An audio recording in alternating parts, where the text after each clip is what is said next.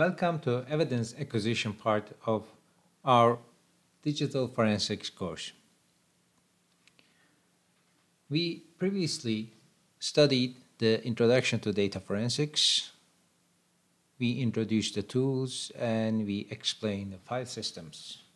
Now we will explain how to collect compile evidence, and then we will follow with computer networks and the rest of the course curriculum. In this lecture, we will define the ways to protect the digital evidence, the requirements of digital evidence to supply them as legislative evidence to a court, for example. We define the requirements as a witness and unmodification of data and the proof of integrity. And then we will try to explain some practical issues with compiling evidence from a hard disk and compiling evidence from the network. Finally, we will like to build the gaps in between the legislation and compiling digital evidence to finalize the lecture. Let's start with protecting the digital evidence. I would like you to think about the real case. When you find a gun in a crime scene, you would like to protect the evidence itself, so you don't touch it.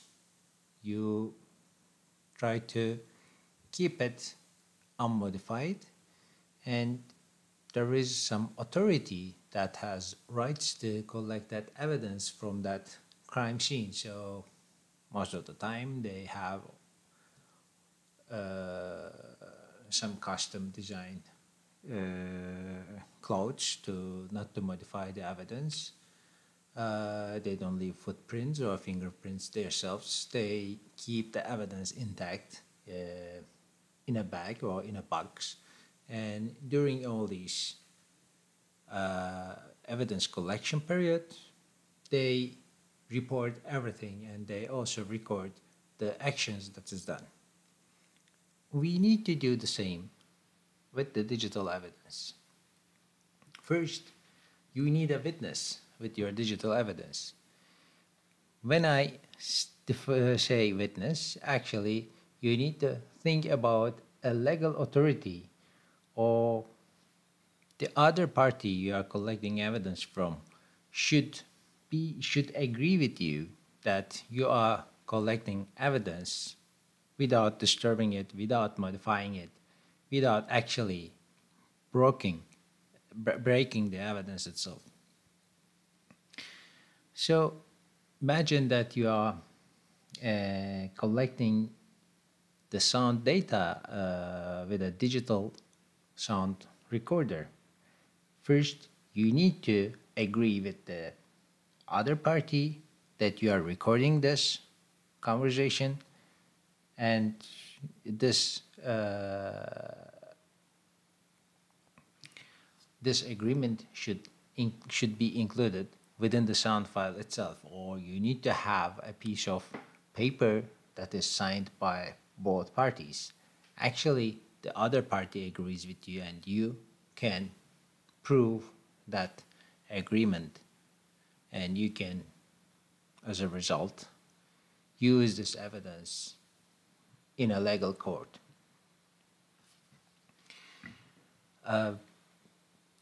Another case that you may use a witness is there may be some legal authority that is trusted by everyone. For example, the police forces or the district attorney is the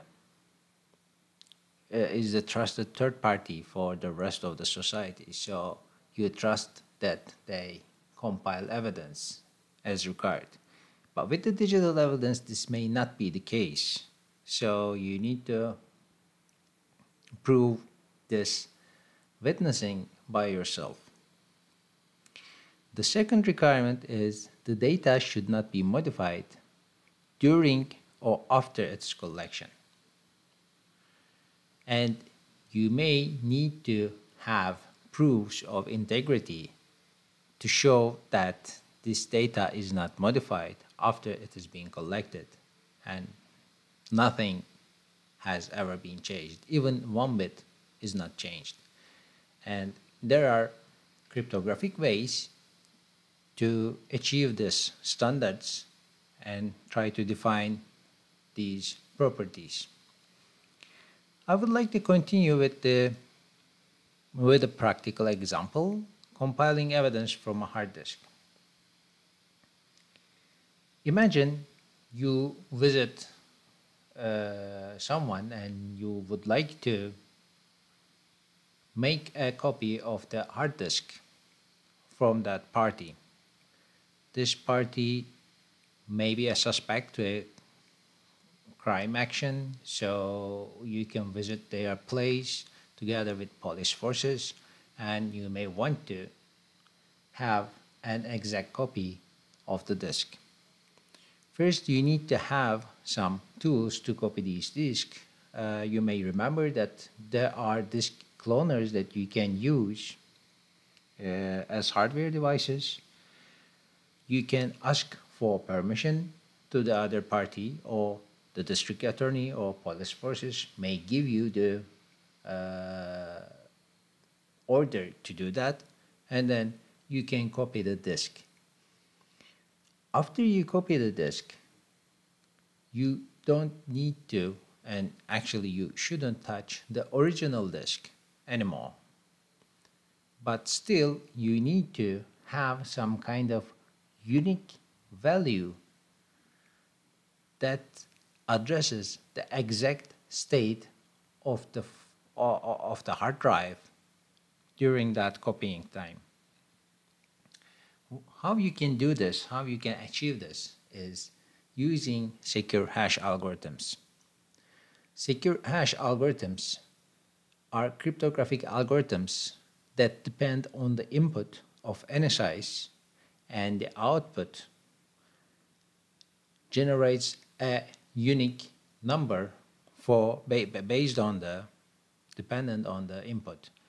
And even if you change one bit of it, the output cannot be predetermined. So you either have that data to have this output, or you cannot generate some fake data to produce the same output. That's why these algorithms are called secure hash algorithms. And there are such algorithms that are already broken cryptanalytically and that are known to be safe today. The safe examples are SHA family of algorithms. SHA-1 is somewhat broken. SHA-2, sometimes referred as SHA-256, SHA-384, or SHA-512. And the latest version, SHA-3. So either SHA-2 family or SHA-3 should be used to generate a hash value based on the input, based on the actual data from the hard disk. During this procedure, you may need to have a witness, let's say the other party or the district attorney, sitting together with you, and you show that you are using a write protection device, or you are using the tool appropriately to not to touch the actual contents of the disk drive you are copying. After you do that, you calculate the hash value both for the original disk and the image or the disk you have copied, and you see that they are the same value. You end up with the same value both for the original and the copy. So you may reasonably assume with a very, very, very, very high probability that both files, both data are the same in the original copy and in the copy you have just generated. After that point, it is better to keep the original one in a safe and not to touch it after the legal case finished. And you can make any kind of searches or modifications or other required actions on your copy, or you can make copies of your copy. If you modify the copy at one point, you can easily go back and check the hash value again. And if the hash value doesn't match the initial value, which is, let's say, protected with a signed letter by the district attorney, then you can understand that the evidence is now broken, it is modified, so you need to go back to the original copy and start over. This is the very basic idea behind hashing the inputs of disks and producing clone disk drives or clone disk images. Here maybe we need a note about disk images. A disk image is actually a file that you put on another disk, but the image itself includes whole contents of the original, of the source disk, including the empty space, all bits there, so you can go and search for deleted files, or you can go and try to build up the file system from scratch. So the image is an exact copy of what resides in one disk, but instead of making an exact copy in another disk, you make an exact copy on a file, so you can carry them around with other medium on CDs, on USB drives, or if it is extremely large, on other disk drives, or even on the internet. Another thing you should take care about collecting evidence is that you may not be able to share it with someone else. Therefore, sometimes the other party or the district attorney may want you to encrypt the data and just decrypt it during you are working on the image, when you are doing searches asked by the authorities, and never ever leave the decrypted copies around. I would like to go and explain the evidence collection from the network. One idea about the network is there may be two different occasions. In one of the occasions, you are one side in a communication, so the other party is communicating with you through the network, so actually you receive the messages as an endpoint. In the other one, you are trying to wiretap, or let's say eavesdrop, the communication in between two parties, but they don't have information about this. First, let's think about the first case. So you are communicating with another party and you would like to ensure the messages are actually coming from the party you think you are communicating with. To do that, most of the time, you require generic internet security. You need to have an authenticated session, so you know the other party is actually communicating with you and the other party is actually there, because as you are not in a dialogue face to face, you need to ensure yourself that the other party is actually the other party, or you cannot use the collected data, the messages, as evidence. To ensure that, you can safely rely on authentication mechanisms like digital signatures, certificates, two-factor authentication mechanisms, and so on. But at the end of the day, you need to have a valid cryptographic proof that you have actually spoken with the other party you are intended to. The other case, in the first case we have just mentioned, your witness is actually the cryptographic protocol, the authentication protocol itself. So you could be ensured that you are speaking with the other party. In the other case, you need to have a legal authority as your witness, because otherwise you are not supposed to listen to anybody's network traffic, and you cannot use this as evidence.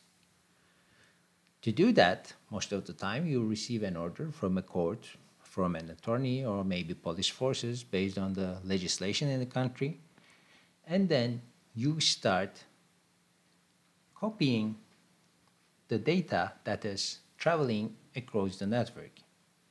But even after you copy this network, even after you are under order by the district attorney or a court, you still need to ensure that the evidence is not modified. To do that, you should sit together with the, let's say, a legal officer, a district attorney, and you copy all the data yourself and then sign it. You can digitally sign it or encrypt it together with the district attorney, and this should be reported, and you need to have a legal letter to ensure that you are using a secure mechanism, a secure way of copying the material from the network. And finally, I would like to mention surveillance and its effects on the legislation. In most countries, if you don't let the other party know you are collecting evidence, the evidence may not be legal and may be useless. One exception to that could be surveillance, but in the surveillance case,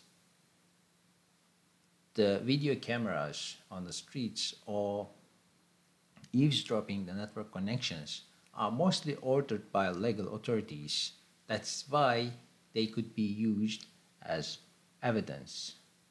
So you need to check your legislation. You need to check your legislation on evidence and surveillance to ensure that you are fairly collecting evidence that is usable on a legal court.